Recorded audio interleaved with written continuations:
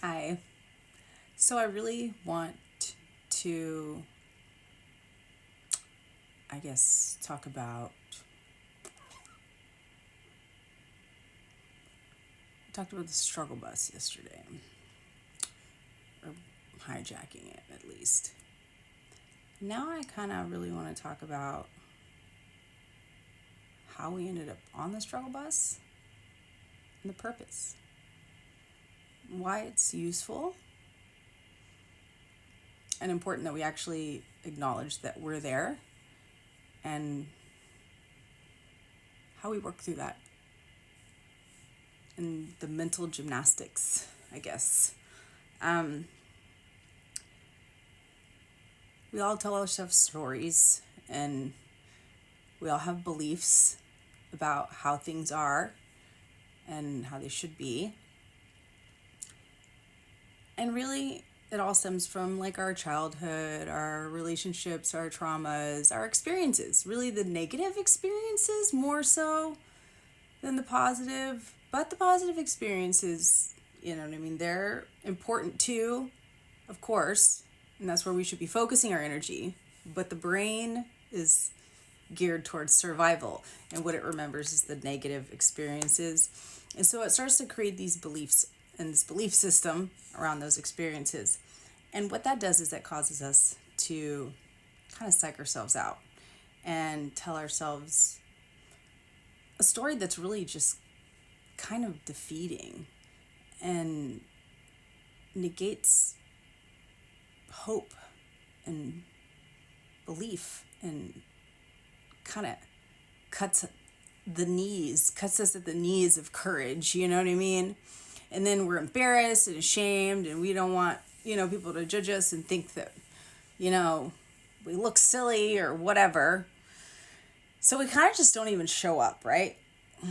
And we just hang out on the struggle bus with all the other bus riders or whatever. And we talk about our sad little stories and how we're the victims and make each other, feel better with our ohs and ahs and I'm sorries. And we kind of, what's the word where we like one up each other on, oh, my story's worse than yours. Oh, and then we really get into it there, right?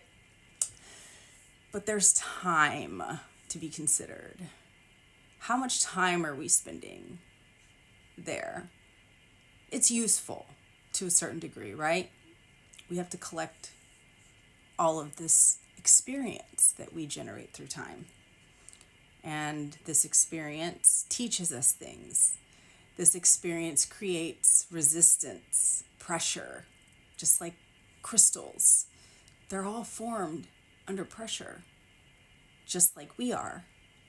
And all of our growth is experienced only through resistance, chaos, and pressure. So it's through this that we actually are achieving.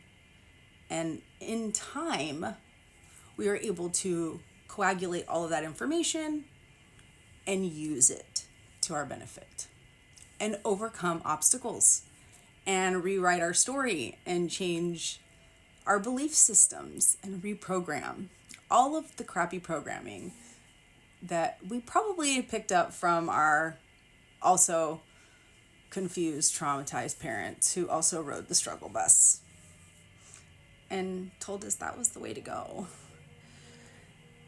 Anyways, so I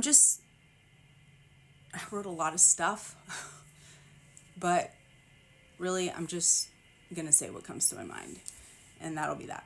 I've got about 5 minutes, or 5 minutes left. I'm trying to keep them short. Anyways, I want us to acknowledge that we all have these stories that we tell ourselves that aren't really helpful, okay?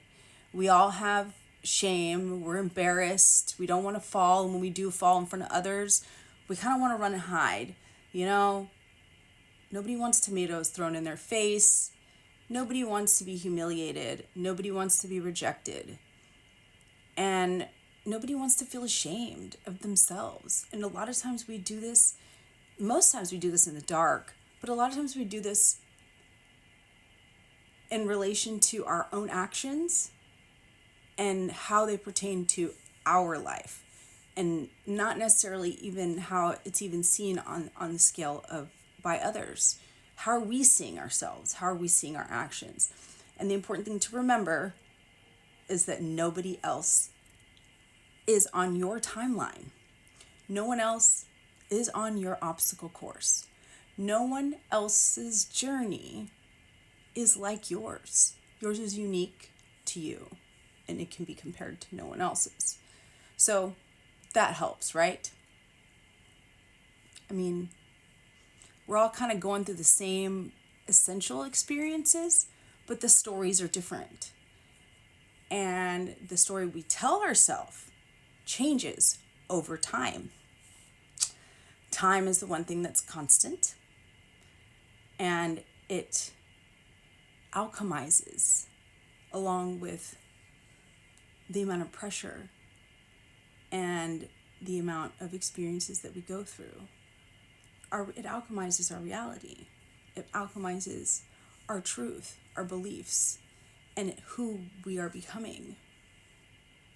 And regardless of what that's to be, right?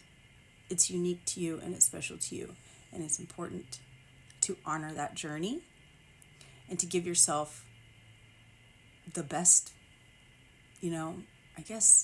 framework and circumstances in order for that to occur and to become the greatest thing that it can be. So how do we do that? Well, a few simple steps. Obviously, it's not that simple, but a good place to start is being mindful of, when you're feeling crappy and something bad happens, what are you saying to yourself? What are your beliefs around success, around relationships, around money? Are they negative? Are they limiting? Or are you saying things that allow hope to foster excitement, joy? Are you fostering courage and confidence within yourself? Are you getting back up when you fall down, or are you shaming yourself? All of these things are important. And what's most important to remember is that nobody's watching you. Really? Most people only care about themselves. So don't stop doing it because you don't want other people to, shame you, or you don't want to be embarrassed or whatever. That's all in your head. Oh, everybody only cares about themselves. Trust me. We're all reflecting each other back to each other. We're all just big, huge, vibrating mirrors. And whatever they don't like is usually what they don't like about themselves. So let's just keep that there and simplify that. And then lastly, I just want you to know that there's a way out. There's a way to circumvent that place where you feel stuck. There are cheat codes. Actually, there's the ultimate cheat code. And that is to go within, use your imagination, and imagine where you want to be and feel how it would feel to be there. And then if you just really can't get out of the stuck place, do something physical to change how your body feels so you change how your mind feels. Very simple steps. It takes practice, but the more you do it, the more it works. And you will see miracles happen in your own life. And it's really kind of amazing, because then you'll start to see miracles happen all around you and in other people's lives. And what that is momentum. You've created a butterfly effect. And that is beautiful. We're all divine. We're all creating constantly. Time is not linear. We can change our fate. Nothing is set in stone. Every decision you make matters.